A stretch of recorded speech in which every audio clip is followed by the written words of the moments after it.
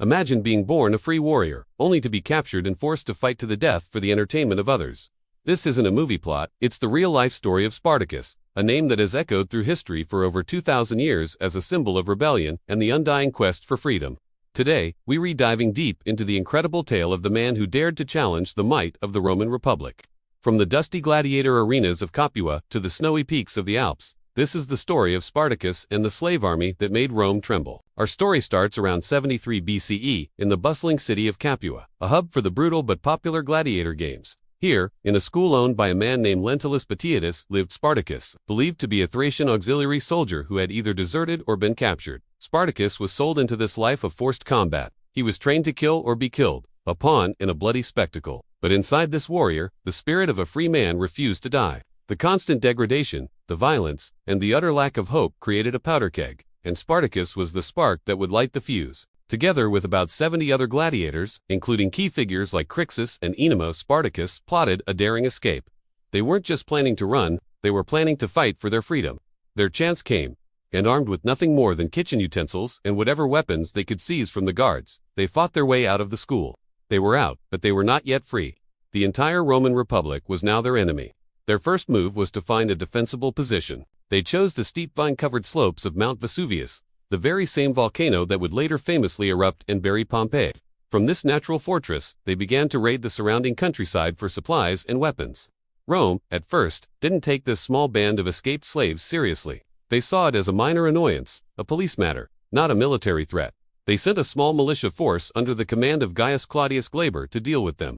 Glaber's plan was simple: block the only known path down the mountain and starve the rebels out. It was a solid plan, but he underestimated his opponent. Spartacus was not just a brute fighter, he was a brilliant tactician. Seeing the sheer cliffs on the other side of the mountain were covered in wild vines, he ordered his men to weave them into long sturdy ladders. Under the cover of darkness, they rappelled down the cliffs, circled around the unsuspecting Roman camp, and launched a surprise attack.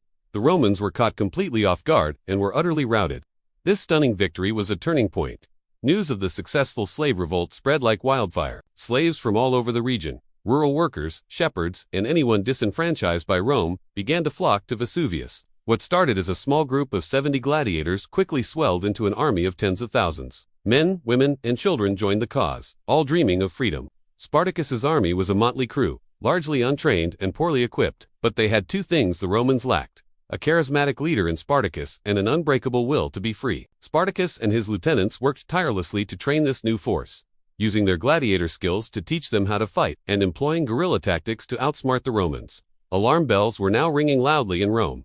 This was no longer a minor nuisance. It was a full-blown war. They sent 2 more legions, the backbone of the Roman army, under the command of 2 consuls. But once again, Spartacus proved to be a master of strategy. He used his army's mobility and knowledge of the terrain to his advantage, ambushing the Roman forces in separate engagements. He inflicted humiliating defeats on both consular armies, capturing their equipment and even their official standards and symbols of power.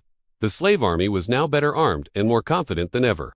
With southern Italy effectively under his control, Spartacus and his massive army, now estimated to be over 100,000 strong, began to march north.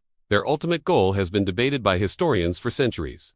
Did Spartacus intend to march on Rome itself, or was he trying to lead his people north, over the Alps, and back to their homelands in Thrace and Gaul? The most likely theory is the latter. He seemed to want to escape Italy and give his followers a chance to return home as free people. As they marched, they continued to plunder estates and defeat any Roman forces sent against them.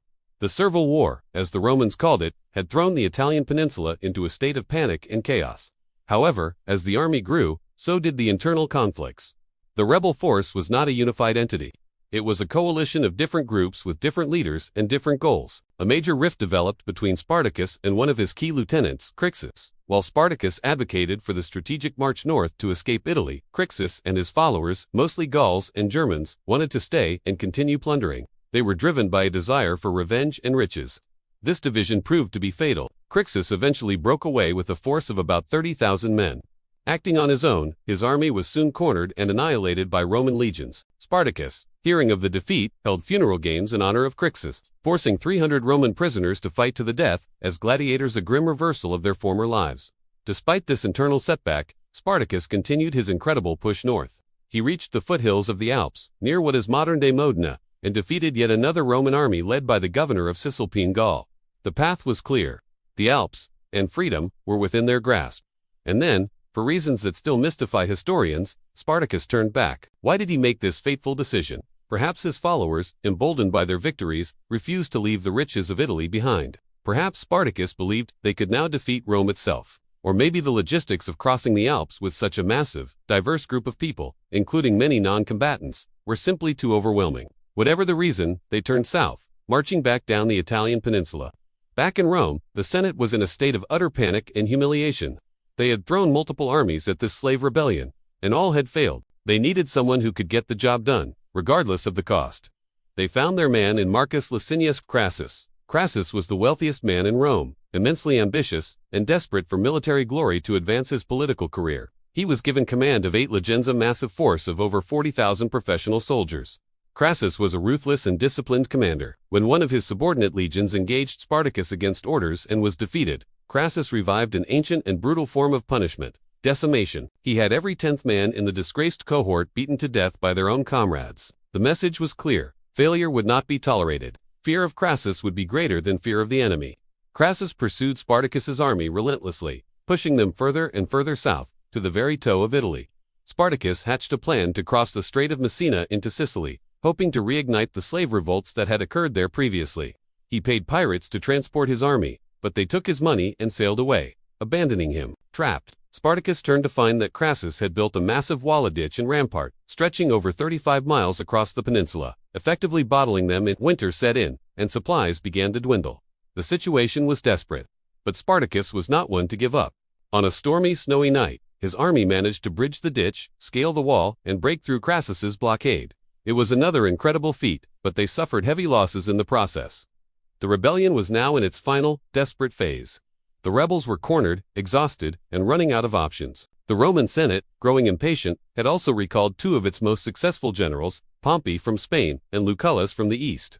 To help crush the rebellion once and for all, Crassus, not wanting to share the glory, knew he had to act fast. In 71 BCE, the final battle was joined in Lucania. Knowing this was the end, Spartacus is said to have killed his own horse before the battle, declaring that if he won, he would have many better horses, and if he lost, he would not need one. He fought with incredible bravery, plunging into the heart of the Roman lines, trying to cut his way to Crassus himself. But he was overwhelmed, wounded, and brought to his knees. He continued to fight until he was finally cut down. His body was never identified. The defeat was absolute. The rebel army was shattered. Crassus, in a final act of brutal intimidation, captured 6,000 survivors. To make an example of them and to warn any other slaves who might dream of rebellion, he had them all crucified along the Appian Way, the main road leading to Rome. For miles, the road was lined with crosses, a horrific monument to Rome's victory and its intolerance for defiance. And so, the great slave rebellion ended in blood and tragedy. But the story of Spartacus did not. Though he failed to win freedom for his people, he became something more. He became a legend. In the centuries that followed, his name was invoked by revolutionaries and freedom fighters around the world. He became an enduring symbol of the oppressed rising up against their oppressors, a testament to the human spirit's unquenchable desire for liberty. He was a man who, for 2 years, challenged the greatest empire the world had ever known, armed with little more than courage and a cause. His rebellion may have been crushed, but his legacy of defiance continues to inspire millions. Thank you so much for watching. If you found this story as fascinating as I do, please hit that like button and subscribe for more deep dives into the most incredible stories from history. Let me know in the comments what historical figure you'd like to see covered next. Until then, stay curious.